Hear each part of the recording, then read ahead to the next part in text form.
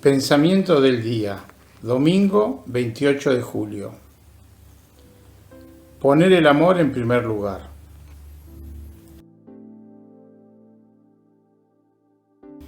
En general, en el amor humano se ama porque se es amado, y aun cuando el amor es hermoso, se ama en el otro algo de uno mismo. Siempre hay algo egoísta en el amor humano. O bien, para amar se espera a que el interés nos lleve a hacerlo. En cambio, el amor divino, sobrenatural, es gratuito.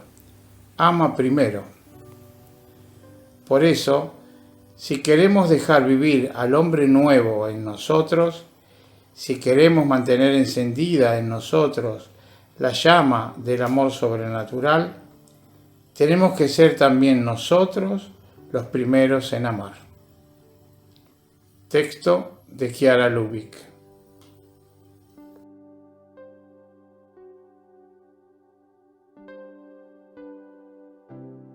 Palabra de vida.